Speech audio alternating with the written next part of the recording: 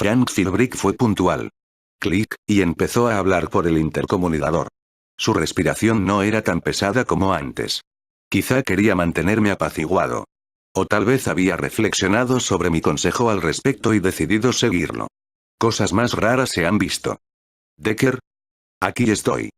Escucha, ese disparo perdido que penetró antes por la ventana no fue intencionado. Un agente de Lewiston, no nos preocupemos por esos detalles, Frank, interrumpí. Nos has avergonzado, a mí y a todos los presentes aquí dentro, que han visto muy bien lo sucedido. Si tienes un mínimo de integridad, y estoy seguro de que así es, también tú estarás avergonzado de ello. Un silencio. Quizá el policía trataba de recobrar la calma. Está bien. ¿Qué quieres? No mucho. Todo el mundo saldrá de aquí a la 1 en punto, dentro de exactamente. Eché un vistazo al reloj de la pared. Dentro de 57 minutos según el reloj de la clase. Saldrán sin un rasguño, lo garantizo. ¿Por qué no ahora mismo? Observé a mis compañeros. El ambiente era tenso, casi solemne, como si entre nosotros se hubiera firmado un pacto con la sangre de alguien. Tenemos que tratar de un último asunto aquí dentro, dije cuidadosamente. Hemos de terminar lo que hemos empezado. ¿Qué significa eso? No te importa. Todos sabemos de qué se trata. No hubo un solo par de OQS que expresara incertidumbre. Todos entendían muy bien a qué me había referido, y eso era magnífico, pues nos ahorraría tiempo y esfuerzo. Me sentía agotado. Ahora, Philbrick, escucha atentamente para que no haya malentendidos. Voy a explicarte el último acto de esta pequeña comedia. Dentro de 3 minutos, se bajarán todas las persianas del aula. ¿No harás eso, Decker?, exclamó el policía con voz severa y seca.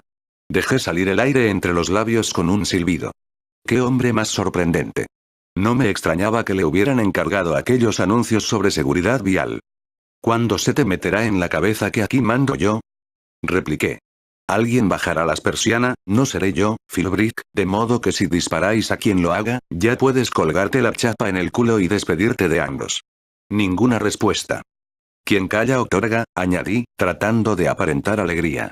Tampoco yo podré ver qué hacéis, pero no pretendas pasarte de listo, ya que si lo haces algunos de los aquí presentes lo pagarán. Si todo el mundo permanece tranquilo hasta que llegue la 1, el asunto terminará satisfactoriamente, y tú seguirás siendo un valiente policía. ¿Qué me respondes? Un prolongado silencio. Que me cuelguen si no estás loco. Espetó finalmente. ¿Qué me respondes? ¿Cómo sé que no cambiarás de idea, Decker? ¿Y si luego decides esperar hasta las 2? ¿O hasta las 3? ¿Qué me respondes? Insistí, inexorable. Un nuevo silencio. Está bien. Pero si haces daño a alguno de esos chicos, ya lo sé, me quitarás el carnet de estudiante. A la mierda, Frank. Le imaginé intentando encontrar una frase fuerte, rotunda y ocurrente que resumiera su posición para la posteridad, algo como jódete, Decker, o a tomar por el culo, Decker, pero no se atrevió a soltarla. Después de todo, allí dentro había niñas que no debían oír semejantes cosas. A la 1, repitió. El intercomunicador quedó desconectado de nuevo. Un momento después el policía saltó por la puerta principal y atravesó el césped hasta situarse tras los coches. ¿Qué asquerosas fantasías masturbatorias se te han ocurrido, Charlie? Preguntó Ted, sonriendo todavía. ¿Por qué no te quedas calladito, Ted? Intervino Harmon Jackson con tono distante. ¿Algún voluntario para bajar las persianas? Pregunté. Varias manos se alzaron. Señalé a Melvin Thomas y añadí, hazlo lentamente. Es probable que estén nerviosos ahí fuera. Melvin bajó despacio las persianas hasta el alféizar, y el aula quedó sumida en la penumbra. Unas sombras sin contorno definido se adueñaron de los rincones, como murciélagos hambrientos. El ambiente no me gustaba. Las sombras me ponían muy nervioso. Señalé a Tanis Gamon, cuyo pupitre se hallaba en la fila más próxima a la puerta. ¿Te importaría encender las luces, Tanis? Me dedicó una tímida sonrisa antes de dirigirse hacia los interruptores. Un momento después los fríos fluorescentes arrojaron su luz, que no era mucho mejor que las sombras. Añoré el sol y la visión del cielo azul, pero no dije nada. No había nada que decir. Tanis regresó a su pupitre y se alisó cuidadosamente la falda por detrás de los muslos al tiempo que se sentaba. Utilizando la oportuna frase de Ted, afirmé entonces, solo queda una fantasía masturbatoria antes de volver al asunto central. O, si así lo preferís, podemos decir que nos quedan dos mitades de un todo. Se trata de la historia del señor Carlson, nuestro último profesor de física y química. La historia que el viejo Tom Denver logró ocultar a los periódicos, pero que, como suele decirse, permanece en nuestros corazones. Y se trata también de lo que sucedió entre mi padre y yo cuando fui castigado con la expulsión temporal. Observé a mis compañeros mientras un dolor sordo y espantoso me laceraba la nuca. Todo el asunto había escapado de mis manos en algún momento. Me acordé de Mickey Mouse como aprendiz de brujo en la vieja película de Disney, Fantasía. Yo había dotado de vida a todas las escobas, pero ¿dónde se había metido el viejo mago amable, capaz de decir abracadabra al revés para detenerlas? Estúpido, estúpido. Ante mis ojos se arremolinaron innumerables imágenes, fragmentos de sueños y fragmentos de realidad. Resultaba imposible separar unos de otros. La locura empieza cuando uno no puede ver ya las suturas que mantienen unido el mundo. Por un instante creí que todavía existía la posibilidad de despertar en mi cama, sano y salvo, y aún, al menos, medio cuerdo, sin haber dado, o al menos, todavía no, el paso irrevocable. Entonces todos los personajes de aquella especial pesadilla se retirarían a las cavernas de mi subconsciente. Sin embargo, no habría apostado gran cosa a que así fuera. Las manos morenas de Pat Fitzgerald manoseaban el avión de papel, moviendo los dedos, con la tristeza de la muerte. Entonces empecé a hablar. No hubo ninguna razón especial para que trajera la llave inglesa a la escuela. Ni siquiera ahora, después de todo lo ocurrido, sabría precisar la razón más importante. El estómago me dolía siempre, y solía sospechar que la gente quería pelearse conmigo, aun cuando no era así. Tenía miedo de caer desmayado durante los ejercicios de educación física y, al recobrar el sentido, encontrar a todos mis compañeros alrededor de mí, riendo y señalándome, o masturbándose en corro encima de mí. No dormía muy bien por las noches.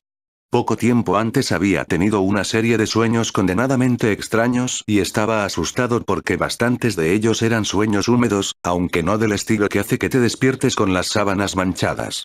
En uno yo caminaba por el sótano de un viejo castillo que parecía sacado de una película de la Universal. Había un ataúd con la tapa levantada, y cuando miraba en su interior veía a mi padre con las manos cruzadas sobre el pecho. Estaba vestido con su uniforme de media gala de la marina y tenía una estaca clavada en el escroto. De pronto abría los ojos y me miraba. Sus dientes eran colmillos. En otro sueño, mi madre estaba aplicándome una lavativa, y yo le suplicaba que se apresurara porque Joe estaba fuera, esperándome. Sin embargo, Joe estaba allí, mirando por encima del hombro de mamá, y tenía las manos puestas en sus pechos mientras ella manipulaba el pequeño bulbo de goma roja que bombeaba jabonaduras en mi ano. Tuve otros, una serie interminable, pero prefiero no explicarlos ahora. Eran típicos sueños estilo Napoleón XIV. Encontré la llave inglesa en el garaje, en una vieja caja de herramientas. No era muy grande, y su mango, oxidado, parecía muy adecuado para mi mano, y su peso el justo para la fuerza de mi muñeca. Cuando la descubrí era invierno, y yo solía llevar cada día a la escuela un jersey muy holgado y largo. Una tía mía me envía 2 cada año, uno por Navidad y otro por mi cumpleaños. Los confecciona ella y me llegan por debajo de las caderas. Así pues, empecé a llevar permanentemente la llave inglesa en el bolsillo trasero del pantalón. Iba a todas partes con ella.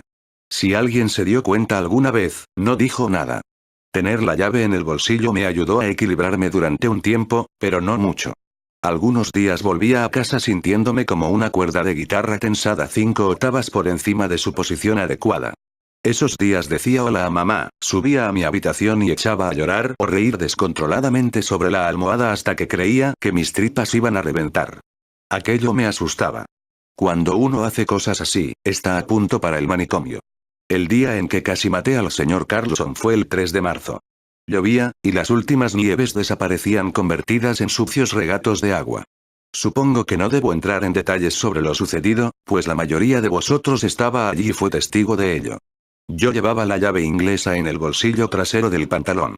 Carlson me hizo salir a la pizarra para solucionar un problema. Siempre he odiado tener que hacerlo, porque soy muy malo en química. Cada vez que tenía que salir al encerado, empezaba a sudar como un loco. El problema trataba de la relación peso-esfuerzo en un plano inclinado, no recuerdo qué exactamente, pero me hice un lío. Recuerdo que pensé que Carlson tenía muy mala leche al hacerme salir allí, delante de todos, para ponerme nervioso con una tontería sobre planos inclinados que, en realidad, era un problema de física. Probablemente se le había olvidado explicarlo en la última clase. Y entonces empezó a burlarse de mí. Me preguntó si sabía cuántos eran 2 y 2, si había oído hablar alguna vez de la división con parciales, un invento maravilloso, dijo, ja, ja, vaya un cerebro tenemos aquí. Cuando me equivoqué por tercera vez, Carlson comentó, vaya, esto es magnífico, Charlie, magnífico. Su voz me parecía idéntica a la de Dick Cable, hasta el punto de que di media vuelta para ver si era él. Se le parecía tanto que, de manera inconsciente, me llevé la mano al bolsillo trasero, donde guardaba la llave inglesa. Tenía el estómago hecho un nudo y temí comenzar a vomitar y dejar el suelo perdido con las galletas que había comido un rato antes. Golpeé el bolsillo de atrás del pantalón con la mano, y la llave inglesa cayó al suelo con un estruendo. El señor Carlson posó la vista en el objeto. Vaya, ¿qué es eso?, preguntó, inclinándose para recogerla. No la toque, ordené. Me agaché rápidamente y la recogí. Déjame ver eso, Charlie, insistió, tendiendo la mano hacia mí. Me sentí como si fuera en 12 direcciones distintas a la vez. Una parte de mi mente gritaba de verdad, chillaba como un niño en un cuarto oscuro lleno de hombres del saco horribles, sonrientes. No, dije. Y todos me miraban. Si no me la das a mí, tendrás que dársela más tarde al señor Denver. Tú decides, afirmó el señor Carlson. Y entonces me sucedió algo muy curioso, en cada uno de nosotros debe de existir una línea muy clara, como la que separa el lado iluminado de un planeta del lado de sombras. Creo que esa línea se denomina el terminador. Es una palabra magnífica para describir qué me ocurría, porque en un instante me sentía absolutamente excitado, y al instante siguiente estaba más frío que un témpano. Yo sí te daré a ti, maldito, repliqué, haciendo sonar la parte superior de la herramienta en la palma de mi mano. ¿Dónde quieres que te la dé? Carlson me miró con los labios apretados.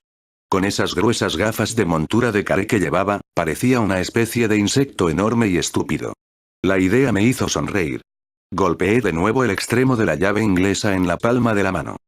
Está bien, Charlie. Dame eso y sube inmediatamente al despacho. Yo iré cuando termine la clase. Una mierda, exclamé, y eché la llave hacia atrás. El metal chocó contra la capa de encerado que cubría la pared e hizo saltar unos fragmentos. El extremo de la llave quedó manchado de tiza amarilla.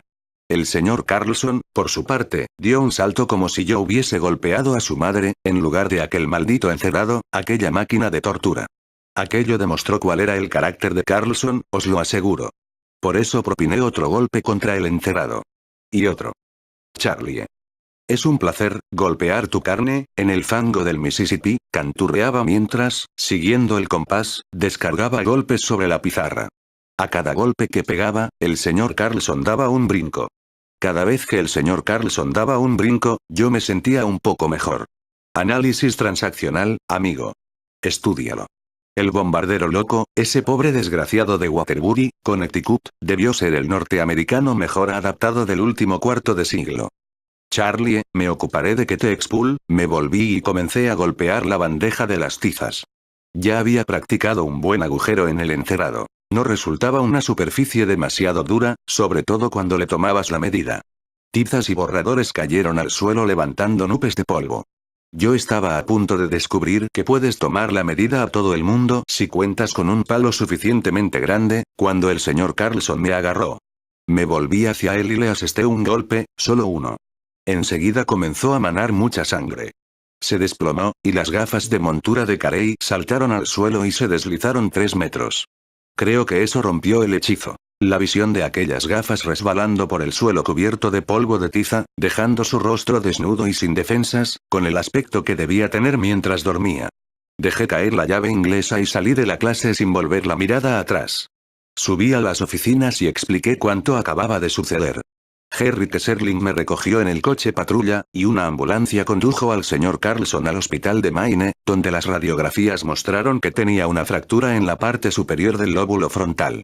Según me enteré, tuvieron que extraerle del cerebro 4 astillas de hueso. Unas decenas más y podrían haberlas pegado con cola de carpintero para formar la palabra idiota, y regalársela en su aniversario con mis mejores deseos.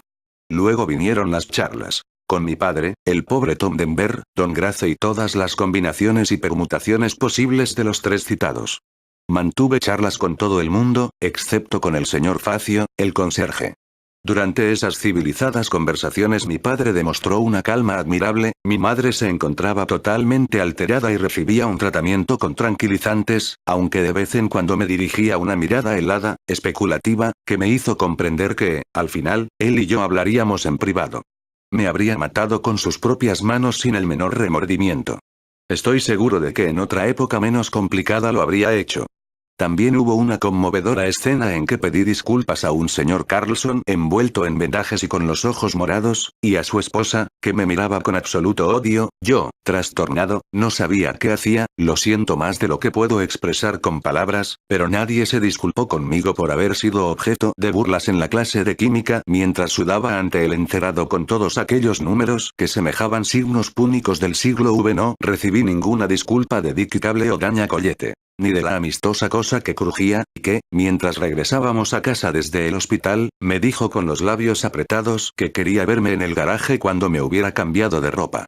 Reflexioné sobre esto último mientras me quitaba la chaqueta y mis mejores pantalones para enfundarme unos tejanos y una vieja camisa de franela. Pensé en no ir, en largarme directamente a la carretera. Pensé en bajar al garaje y aceptar, sencillamente, lo que allí me aguardaba. Sin embargo, algo dentro de mí se rebeló ante tal posibilidad. Me habían expulsado temporalmente de la escuela, me habían tenido 5 horas encerrado en la comisaría, hasta que mi padre y mi histérica madre, ¿por qué lo has hecho, Charlie? ¿Por qué? ¿Por qué? Pagaron la fianza. Las acusaciones habían sido retiradas por acuerdo conjunto de la escuela, la policía y el señor Carlson, no de su esposa, pues ésta habría deseado que me condenaran a un mínimo de 10 años. Fuera como fuese, pensé que mi padre y yo temamos una deuda pendiente. Por eso bajé al garaje. Es un recinto húmedo que apesta a aceite, pero está muy bien ordenado. Es el rincón favorito de mi padre, quien lo mantiene en perfecto orden de revista. Un lugar para cada cosa, y cada cosa en su lugar. La segadora de césped apoyada contra la pared, las herramientas de jardinería y ornamentación colgadas de sus correspondientes clavos, las tapas de los botes de clavos fijadas a las vigas del techo para poder abrirlos a la altura de los ojos, pilas de revistas atrasadas atadas con cordelés, Argosy, Blue Book, True, Saturday Evening Post, y la furgoneta aparcada en su lugar exacto, de cara a la salida. Mi padre ya estaba allí, de pie, con sus pantalones caqui descoloridos y una camisa de caza. Por primera vez me percaté que empezaba a envejecer. Siempre había tenido el vientre liso como una tabla, pero ahora le sobresalía un poco. Demasiadas cervezas en el bar de Gauguin. Parecía tener más venillas en la nariz, formando pequeños deltas púrpura bajo la piel, y las arrugas en torno a su boca y sus ojos se habían acentuado. ¿Qué está haciendo tu madre?, preguntó. Duerme, respondí. Esos días mamá dormía casi todo el tiempo con la ayuda de una receta de Librium. Cuando tomaba tranquilizantes, su respiración era áspera y seca, y su aliento olía como a sueños rancios. Bien, dijo mi padre, asintiendo con la cabeza, tú te lo has buscado, ¿verdad? Empezó a quitarse el cinturón. Ahora voy a darte una buena paliza, añadió. No, repliqué. No lo harás. Se detuvo un instante con el cinturón a medio sacar. ¿Qué? Si te acercas con eso en la mano, te lo quitaré, advertí con voz trémula. Lo haré por esa vez que me arrojaste al suelo cuando era pequeño y luego mentiste a mamá diciendo que me había tirado yo solo. Lo haré por cada vez que me cruzaste la cara de un bofetón por hacer algo mal, sin concederme una segunda oportunidad. Lo haré por esa salida de caza cuando aseguraste que cortarías la nariz a mamá si la encontrabas con otro hombre. Mi padre había palidecido. Su voz temblaba cuando exclamó. Cobarde mequetrefe. ¿Acaso crees que puedes echarme la culpa de todo? Explica esos cuentos a ese maricón de psiquiatra, al tipo de la pipa. Pero a mí no me vengas con esas historias. Apestas, repuse. Has jodido tu matrimonio y también a tu único hijo. Ven e intenta pegarme si te atreves. Me han expulsado de la escuela. Tu esposa está convirtiéndose en una adicta a las pastillas. Y tú no eres más que un bebedor empedernido. Mi voz era ya un puro grito. Ven aquí e inténtalo, imbécil de mierda. Será mejor que calles, Charlie, amenazó, pues de lo contrario no solo te castigaré, sino que tal vez desee matarte. Adelante, inténtalo, repliqué a voz en grito. Llevo 13 años deseando acabar contigo. Te odio, cerdo. Entonces se acercó a mí como un personaje de una película de esclavos, con un extremo del cinturón de la marina enrollado en la muñeca y el otro, el de la hebilla, balanceándose en el aire. Lo lanzó contra mí, y lo esquivé. Me dio en el hombro, y la hebilla golpeó el techo de la furgoneta con un sonoro clank, dejando una marca en la pintura. Observé que se mordía la lengua y tenía los ojos casi desorbitados, como el día en que rompí las contravidrieras. De pronto me pregunté si ese sería su aspecto cuando hacía el amor, o lo que pasaba por tal, con mi madre, si eso era lo que ésta contemplaba cuando estaba inmovilizada debajo de él. El pensamiento me dejó paralizado con un estallido de asco tal que olvidé protegerme del siguiente golpe. La hebilla me recorrió el rostro de arriba a abajo, desgarrándome la mejilla y abriendo en ella un largo y profundo surco. Sangraba a borbotones. Tuve la sensación de que la mitad de la cara y el cuello recibían un baño de agua tibia. «Oh, señor», exclamó. «Oh, señor, Charlie». Tenía el ojo de ese lado cerrado por las salpicaduras de la sangre, pero le vi venir hacia mí. Avanzando un paso, agarré el extremo del cinturón y tiré de él. No esperaba tal maniobra y perdió el equilibrio. Cuando quiso dar unos pasos apresurados para recuperarlo, le puse la zancadilla y cayó al suelo de cemento manchado de grasa. Quizá había olvidado que yo ya no tenía 4 años, que ya no tenía 9 años ni estaba encogido en una tienda de campaña, con la necesidad imperiosa de orinar, mientras él soltaba aquellas risotadas con sus amigos. Quizá había olvidado, o no había sabido nunca, que los niños crecen recordando cada golpe y cada palabra burlona o desdeñosa, que los niños crecen y quieren devorar vivos a sus padres. Un breve gemido áspero escapó de su boca cuando se desplomó en el suelo. Abrió las manos para amortiguar el golpe, y al instante me apoderé del cinturón. Lo doblé y lo descargué sobre su gran trasero caqui en un sonoro latigazo que, probablemente, no le hizo mucho daño. Sin embargo, profirió un grito de sorpresa, y yo sonreí. Me dolió la mejilla al hacerlo. Realmente me había destrozado aquel lado de la cara. Se puso en pie cautelosamente. «Deja eso, Charlie», masculló. «Iremos al médico para que te dé unos puntos en la herida. Será mejor que saludes a los marines que pasen a tu lado, si tu propio hijo puede derribarte en una pelea», repliqué. Aquello le enfureció, y se precipitó hacia mí, pero yo le crucé la cara con el cinturón. Se llevó las manos al rostro. Dejé caer el cinto y le asesté un puñetazo en el estómago con toda la fuerza de que fui capaz. Soltó un profundo jadeo y se dobló hacia adelante. Tenía el vientre blando, más aún de lo que había supuesto. De pronto no supe si sentir asco o pena. Me pasó por la cabeza la idea de que el hombre a quien realmente quería hacer daño estaba perfectamente a salvo, fuera de mi alcance, protegido tras una coraza de años y años que jamás podría franquear. Se incorporó de nuevo, pálido y mareado. Tenía una señal roja en la frente, en el lugar donde le había golpeado con el cinturón. «Está bien», dijo, dando media vuelta. Cogió un rastrillo de púas duras que colgaba de la pared. «Si así lo quieres», también yo tendí la mano hacia un lado para agarrar un hacha pequeña que sostuve en alto. «Así lo quiero», respondí. «Da un paso y te corto la cabeza, si puedo». Y así permanecimos, frente a frente, tratando de adivinar si hablábamos en serio. Luego él dejó el rastrillo, y yo solté el hacha. No hubo amor en el gesto, en la mirada que nos cruzamos. Él no dijo: «Si hubieras tenido el valor de hacer algo así 5 años atrás, nada de esto habría sucedido, hijo, vamos, te llevaré al bar de Gogan y pediré que te sirvan una cerveza en la trastienda». Y yo no dije que lo lamentaba. Había sucedido porque yo ya era lo bastante fuerte. Lo ocurrido minutos antes no cambiaba nada. Ahora desearía haberle matado a él, si tenía que matar a alguien. Su cuerpo tendido en el suelo, entre mis pies, habría sido un caso clásico de desplazamiento de impulsos agresivos. «Vamos», dijo, «a ver si te curan esa herida». «Iré yo solo». «No.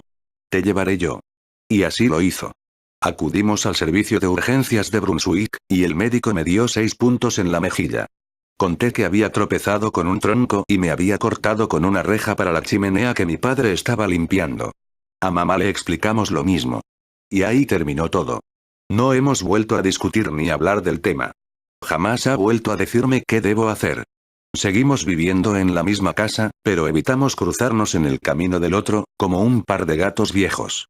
Sospecho que él estaría muy bien sin mí. La segunda semana de abril me admitieron de nuevo en la escuela con la advertencia de que mi caso continuaba en estudio y tendría que entrevistarme con el señor Grace diariamente. Se portaban como si estuvieran haciéndome un favor. Un favor. Era como si me hubieran arrojado otra vez al gabinete del doctor Caligari. Las cosas no tardaron en empeorar. Las miradas que la gente me lanzaba por los pasillos, los comentarios que suponía se hacían sobre mí en las salas de profesores, el hecho de que nadie, excepto Joe, quisiera hablar conmigo. Por otro lado, yo no me mostraba muy colaborador con Grace. Sí, chicos, las cosas se torcieron muy pronto, y desde entonces van de mal en peor. Sin embargo, siempre he sido muy astuto y no olvido las lecciones que he aprendido. Desde luego, me sé al dedillo la lección de que uno puede tomar la medida a cualquiera si tiene un palo lo suficientemente grande. Mi padre agarró ese rastrillo con la intención, presumiblemente, de trepanarme el cráneo, pero cuando yo agarré el hacha se arregló. Nunca he vuelto a ver esa llave inglesa, pero no importa. No he vuelto a necesitarla porque no era un palo lo bastante grande. Hace 10 años descubrí que mi padre guardaba una pistola en su escritorio. A finales de abril empecé a traerla a la escuela. Eché un vistazo al reloj de la pared. Eran las 12:30. Expulsé todo el aire de mis pulmones mentales, preparándome para la recta final de mi carrera. Y así termina la saga, corta y brutal, de Charles Everett Dekker, anuncié. ¿Alguna pregunta? En el aula, bajo la luz mortecina de los fluorescentes, Susan Brooks susurró. Lo siento por ti, Charlie. Fue la voz del fuego eterno. Don Lordy me miraba con una voracidad que me recordó Tiburón por segunda vez en el día. Silvia fumaba el último cigarrillo del paquete. Pat Fitzgerald se concentraba en su avión, practicando cortes y dobleces en las alas de papel. Su habitual expresión entre divertida y taimada había desaparecido de su rostro, sustituida por una mueca que parecía tallada en madera. Sandra Cross se hallaba sumida aún en un plácido aturdimiento. Y Ted Jones parecía pensar en otros asuntos, quizá en una puerta que había olvidado cerrar cuando tenía 10 años, o un perro al que una vez había propinado un puntapié. Si eso es todo, ha llegado el momento de sacar las conclusiones finales de nuestra breve pero instructiva reunión, afirmé. ¿Habéis aprendido algo hoy? ¿Quién sabría exponer las conclusiones finales? Veamos. Les observé. Nada. Temí que no resultara, que no pudiera resultar. Todos ellos tan tensos y fríos. Cuando te haces daño a los 5 años, lo anuncias al mundo con gran alboroto. A los 10, lloriqueas, pero cuando cumples los 15 empiezas a tragarte las manzanas envenenadas que crecen en tu árbol del dolor. Es el camino occidental hacia el conocimiento. Empiezas a meterte los puños en la boca para acallar los gritos, sangras por dentro. Ellos habían llegado ya tan lejos, y entonces Pocilga levantó la vista de su lápiz. Sonreía, una especie de mueca furiosa, la sonrisa de un hurón. La mano alzada al aire, los dedos aún cerrados en torno a su útil de escritura barato. Bebo Palula, she's my baby. Después resultó más fácil para los demás. Un electrodo empieza a formar el arco y chisporrotear y, chan. Mire, profesor, el monstruo ha salido de paseo esta noche. Susan Brooks fue la siguiente en levantar la mano. Enseguida la imitaron Sandra, Grace Stanner, que la alzó delicadamente, e Irma Bates, que lo hizo con idéntica suavidad. Las siguieron Corky, Don, Pat, Sarah Pasteme, algunos sonreían levemente. La mayoría tenía una expresión solemne. Tanis, Nancy Caskin, Dick N. y Mike Garm, estos dos últimos famosos en la defensa de los galgos de Placerville. George y Armond, que jugaban al ajedrez juntos en la sala de estudios. Melvin Thomas, Anne Lasky. Al final todos tenían la mano alzada, todos, menos uno. Escogí a Carol Granger considerando que se merecía ese momento. Cualquiera habría pensado que ella sería quien más problemas tendría para hacer el cambio, para cruzar el terminador, por así decirlo, pero lo había hecho casi sin esfuerzo, como una niña que se muda de ropa entre los arbustos al caer el crepúsculo en la fiesta campestre de la clase. Carol, ¿cuál es la respuesta? Mientras buscaba las palabras adecuadas, se llevó un dedo al hoyuelo del mentón, y una arruga apareció en su blanca frente. Hemos de ayudar, dijo al fin, hemos de ayudar a mostrar a Ted dónde se ha equivocado. Consideré que era una manera muy elegante de exponerlo. Gracias, Carol. Ella se ruborizó. Observé a Ted, que había regresado a la realidad. Los ojos le brillaban de nuevo, pero esta vez reflejaban confusión. Creo que lo mejor será que me convierta en una especie de combinación de juez y fiscal, anuncié. Los demás seréis testigos, y por supuesto tú serás el defensor, Ted. Este lanzó una carcajada. Oh, señor. Exclamó. Charlie. ¿Quién te crees que eres? Estás más loco que un cencerro. ¿Tienes algo que decir? Pregunté. Conmigo no te valen trucos, Charlie. No pienso decirle una maldita palabra. Guardaré mi declaración para cuando hayamos salido de aquí. Su mirada barrió al resto de la clase con aire acusador y desconfiado. Y tendré mucho que contar. ¿Sabes qué les pasa a los soplones? Con voz dura, a lo James Carney. Levanté la pistola, la apunté a su cabeza y grité, ¡bang! Ted lanzó un chillido. Anne Lasky rió alegremente. «Cállate», exclamó Ted. «No me digas que me calle», replicó ella. «¿De qué tienes tanto miedo?» «¿De qué?» Ted abrió la boca. Los ojos casi se le salían de las órbitas. En aquel momento sentí lástima de él. En la Biblia se afirma que la serpiente tentó a Eva con la manzana. ¿Qué habría sucedido si Ted se hubiera visto obligado a comerla? Ted se levantó del asiento, temblando. ¿De qué tengo? ¿De qué tengo? Señaló con un dedo trémulo a Anne, que no se encogió. Maldita golfa estúpida. Charlie tiene una pistola. Está loco. Ha matado a 2 personas. Las ha matado. Y nos retiene aquí como rehenes. A mí no, terció Irma. Yo habría podido salir. Hemos aprendido algunas cosas muy interesantes sobre nosotros mismos, Ted, intervino Susan con frialdad. No creo que hayas servido de gran ayuda, cerrándote en ti mismo y adoptando ese aire de superioridad. ¿No comprendes que esta podría ser la experiencia más significativa de nuestras vidas? Es un asesino, insistió Ted con voz tensa. Ha matado a 2 personas. Esto no es la televisión. Esas personas no van a levantarse y regresar a los camerinos para esperar la siguiente toma. Están muertas de verdad. Y él las ha asesinado. Asesino de almas. Masculló de pronto Pocilga. ¿Qué pretendes? Preguntó Dick N. Todo esto ha removido la mierda de tu estricta vidita, ¿no es cierto? Pensabas que nadie se enteraría de que jodiste con Sandy, ¿verdad? Ni de lo de tu madre. ¿Has pensado alguna vez en hacerlo con ella? Te crees una especie de caballero. Yo te diré lo que eres. Un pajillero. Testigo. Testigo. Exclamó alegremente Grace, agitando la mano. Ted Jones compra revistas de chicas desnudas. Le he visto hacerlo en el bazar de Ronnie. Niega eso, Ted. Retó Armón con una sonrisa perversa. Ted se revolvió como un oso atado a un poste para diversión de los lugareños. Yo no me masturbo. Declaró a voz en grito. Ya, murmuró Corky, asqueado. Apuesto a que en la cama apestas, apuntó Silvia. Mirando a Sandra, agregó. ¿Apesta en la cama? No lo hicimos en la cama, respondió Sandra. Estábamos en un coche. Y todo terminó tan deprisa, sí, me lo figuraba. Muy bien, intervino Ted poniéndose en pie. Sudaba. Me marcho. Estáis todos locos. Les contaré, se interrumpió y, con una extraña y conmovedora falta de coherencia, añadió. No pretendía decir lo que antes comenté de mi madre. Tragó saliva. Puedes disparar contra mí, Charlie, pero no podrás detenerme. Voy a salir. Dejé la pistola sobre el cuaderno del escritorio. No tengo intención de disparar contra ti, Ted, pero déjame recordarte que aún no has cumplido con tu deber. Es cierto, dijo Dick. Y cuando Ted había dado ya 2 pasos hacia la puerta, Dick se levantó de su asiento, avanzó presuroso y le agarró por el cuello. En el rostro de Ted se reflejó una absoluta sorpresa. Dick. Murmuró. Se acabó eso de, Dick. Hijo de perra. Ted intentó propinarle un codazo en el vientre, pero sus brazos fueron inmovilizados rápidamente hacia atrás, uno por Pat y el otro por Josh y Nick. Sandra Cross se levantó lentamente de su pupitre y se acercó a él recatada y tímida. Ted tenía los ojos desorbitados, como si estuviera medio loco.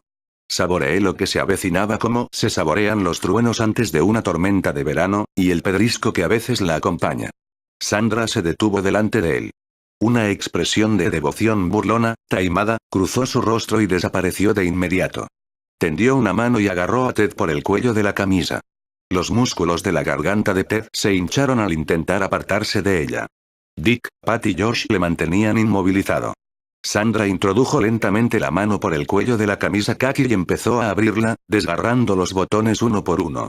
En el aula solo se oía el leve tic-tic de estos al caer al suelo y echar a rodar. Ted no llevaba camiseta. Su carne era lisa, y Sandra se inclinó como si fuera a besarla. Ted le escupió en la cara. Pocilga sonrió por encima del hombro de Sandra, el mugriento bufón de la corte con la amante del rey. «Podría sacarte los ojos», amenazó a Ted. ¿Te das cuenta? Podría sacártelos, Pop. Como si fueran aceitunas. Soltadme. Charlie, haz que me, es un copión. Declaró Sarah Pasteme. Siempre mira mis hojas de respuestas en los exámenes de francés. Siempre.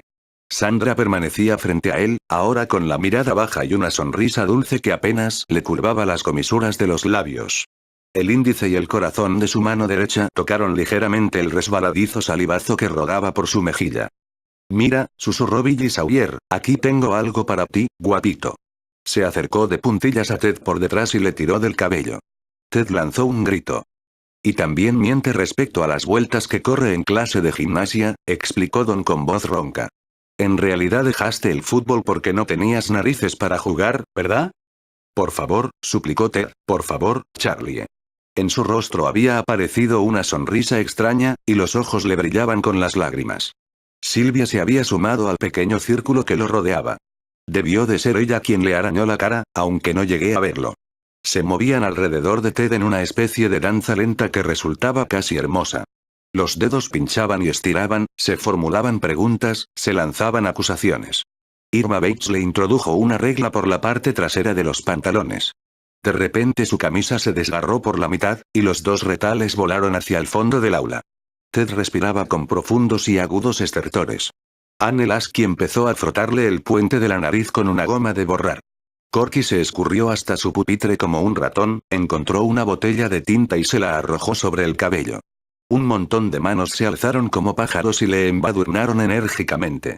Ted rompió a llorar y proferir frases extrañas, inconexas. «¿Hermano del alma?», exclamó Pat Fitzgerald, que, sonriente, golpeaba levemente los hombros desnudos de Ted con un cuaderno. «¿Ser mi hermano del alma? ¿Un poco de ventaja? ¿Un poco de almuerzo gratis? ¿Sí? ¿Eh? ¿Eh? ¿Hermanos? ¿Ser hermanos del alma? Aquí tienes tu medalla, héroe», dijo Dick, al tiempo que levantaba la rodilla para golpearle en la entrepierna. Ted lanzó un grito. Volvió la vista hacia mí. Sus ojos semejaban los de un caballo que se ha roto una pata al intentar saltar una valla alta. Por favor, Charlie, por favor», y entonces Nancy Caskin le metió en la boca un puñado de hojas de cuaderno. Ted intentó escupirlas, pero Sandra volvió a embutírselas en la boca. «Esto te enseñará a no escupir», afirmó con tono de reproche. Armand se arrodilló y le quitó un zapato. Restregó la suela contra el cabello entintado de Ted y luego la estampó en su pecho, dejando una enorme y grotesca huella en él. Prueba 1. Graznó. Titubeante, casi con timidez, Carol se subió sobre el pie desnudo de Ted y le clavó el tacón del zapato. Se oyó un crujido, y Ted rompió a llorar a lágrima viva. Parecía suplicar detrás de la mordaza de papel, pero no había manera de saberlo con seguridad. Pocilga se adelantó como una araña y, de pronto, le mordió la nariz. Se produjo un repentino silencio. Advertí que había vuelto el cañón de la pistola, que ahora apuntaba hacia mi cabeza, pero, naturalmente, aquello no habría sido jugar limpio. Descargué el arma y la coloqué con cuidado en el cajón superior, sobre la guía del curso de la señora Underwood. Estaba completamente seguro de que todo aquello no entraba en absoluto en el plan de clase para el día. Todos sonreían a Ted, que había perdido ya su aspecto humano. En un abrir y cerrar de ojos todos parecían dioses, jóvenes, sabios y dorados. Ted no parecía un dios. La tinta le corría por las mejillas en gruesas lágrimas de color azul oscuro. Le sangraba el puente de la nariz, y un ojo le brillaba de forma extraña, sin mirar a ninguna parte. Entre sus dientes sobresalía la masa de papel. Resollaba. La hemos armado buena de verdad, pensé. Ahora sí nos hemos lanzado de lleno. La clase se abalanzó sobre Ted.